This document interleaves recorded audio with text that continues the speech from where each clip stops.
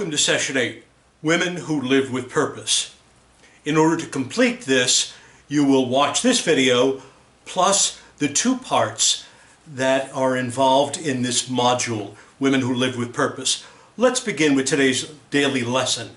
The achievement in women in America historically, they have been understated and undervalued. Now my objective today is for you to address this question. Refute or validate the proposition that I make here in our daily lesson. We begin with the story of Lilly Ledbetter, a woman who worked for 19 years for Goodyear Tire. And the sad thing is, Lilly Ledbetter's story is not all that extraordinary. It is actually rather common during the 20th century. It's merely that her story was documented, and because of advocacy on the part of some great groups, her case went to the U.S. Supreme Court, and we have precedent, sad precedent, in the case of Lilly Ledbetter. So since 1979, she worked as an overnight supervisor with Goodyear, and she did so for almost 2 decades, until about 1999. During her career, she suffered sexual harassment and day-to-day discrimination because of her gender. She testified before Congress in 2007 that a supervisor once asked her for sexual favors in return for a good job performance evaluation. After Ledbetter complained about the supervisor to the Equal Employment Opportunity Commission, she was reassigned.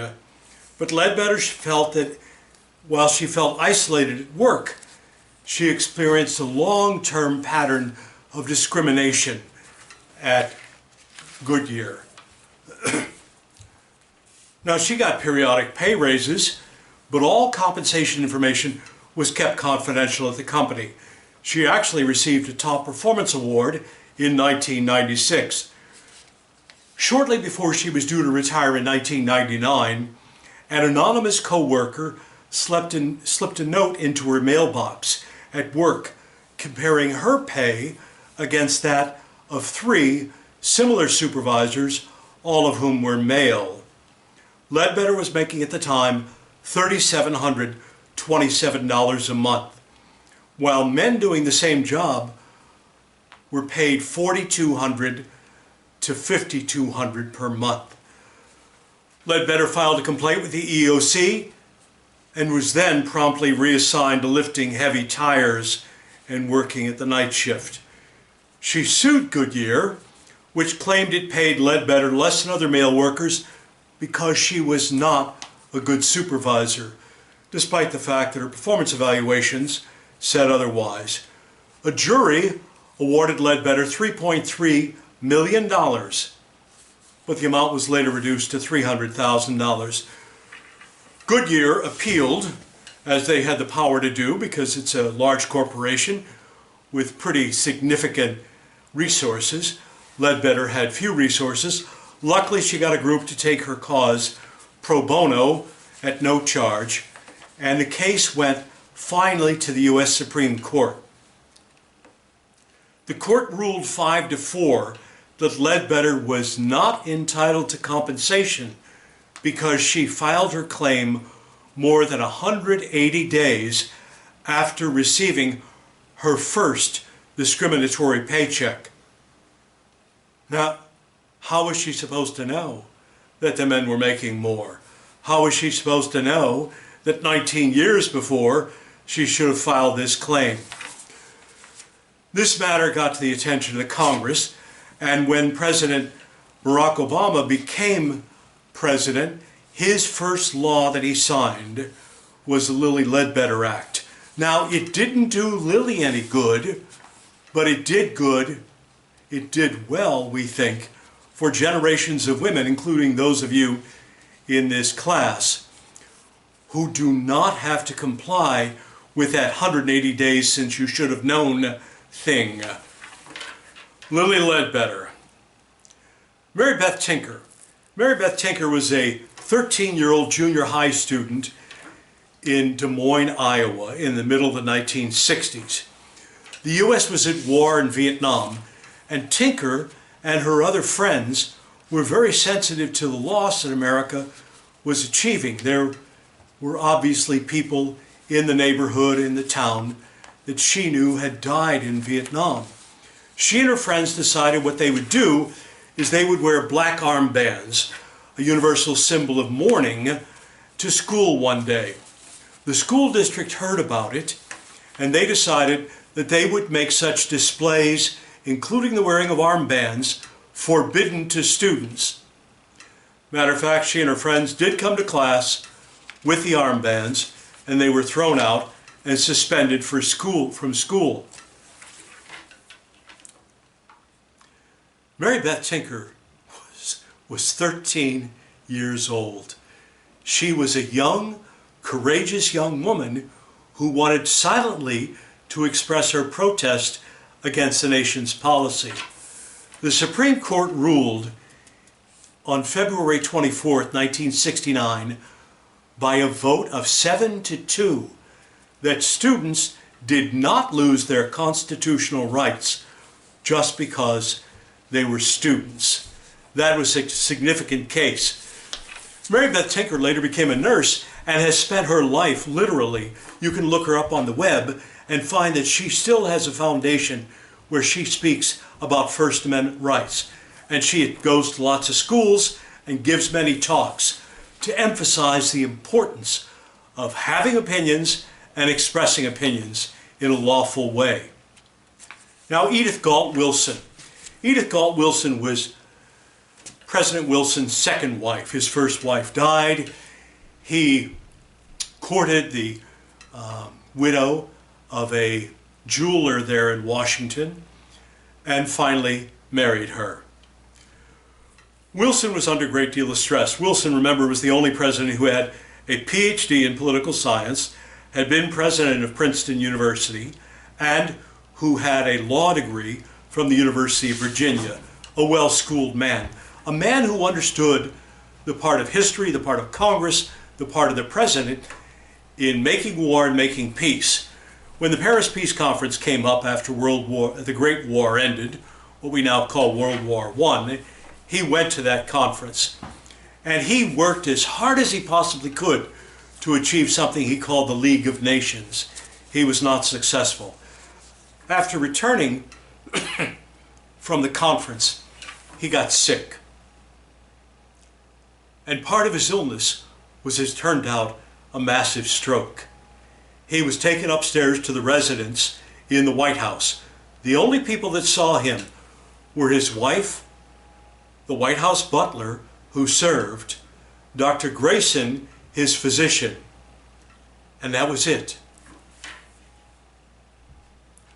All that people knew at the time was that Wilson was sick. Remember, this is long before the 25th Amendment provided for any temporary disability of the president. Days would go by and the cabinet would want certain documents signed.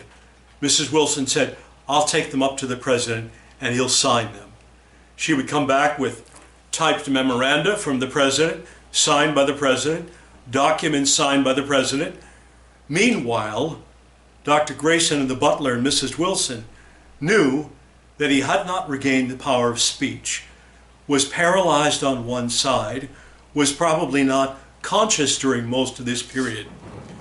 She eventually called this her stewardship. It was a stewardship both for Woodrow Wilson and for the country. Eventually, after some months, the Senate, the Congress, got a little suspicious. They did send up a delegation, which Mrs. Wilson finally allowed. By that time, months had passed, he had regained some of the powers of speech, and they were convinced, at least in part, that he had been president the entire time. Edith Galt Wilson was, without a question, America's first woman president. She assumed those duties to protect her husband. A few years ago, I visited his birthplace in Staunton, Virginia, where his father had been a Presbyterian minister. The grandson of Grayson, the physician, had then recently delivered his grandfather's papers to that library. Now, there is definite proof as to the president's condition on a day-to-day basis, whether he was conscious, whether he had fever, whether he had power of speech. I am certain that there are a number of scholars who are writing terrific dissertations and master's theses on this at the present time. What a story to tell. Edith Galt Wilson. Now remember, these are not just anecdotes of women. These are reminders that women's roles in history in America have been undervalued and understated for too many years. This course aims in part to create a remedy for that. Now, Betty Friedan was a young woman who in the 1950s graduated from Smith College at the top of her class. She earned a scholarship to get a PhD, but she decided instead to marry. She married. She was a gifted writer. She had about 3 children, as I remember, and during this time she would occasionally write articles for national magazines and was a published author. She became curious about the role of women. Now, other women had been feminists in the past, but she asked this basic question: what is it that's so amazing about women that they're willing to take all their gifts, all their intellects, all their powers, and to sort of reduce them, as she said it, to housewife and mother, and to look past those other gifts? The book she wrote was released in 1962. It was called The Feminine Mystique. It essentially asked that question. It created a whole series of magazine articles, a whole series of public debates, public documents, and she was one of the modern mothers of the feminist movement, the modern feminist movement in America. I want to talk to you now about Sandra Day O'Connor. Sandra Day O'Connor was the first female appointed to the U.S. Supreme Court. You probably all know that story, and it was by Ronald Reagan in 1981. What you probably don't know is it only took Sandra Day O'Connor 2 years instead of 3 years to graduate law school. She was that gifted. When she graduated law school at Stanford University in California, if you please, she graduated 3rd in her class. Graduating 1st in her class was a gentleman who would later serve as Chief Justice of the Supreme Court when she was there, William Rehnquist. Rehnquist, in fact, dated O'Connor for a while, but without much great purpose, because Mr. O'Connor was very successful. She interviewed all over the West Coast. She was a Californian.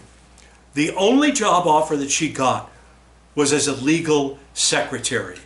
This is 1951, and she had graduated 3rd in her class at Stanford, a remarkable achievement, especially just in 2 years.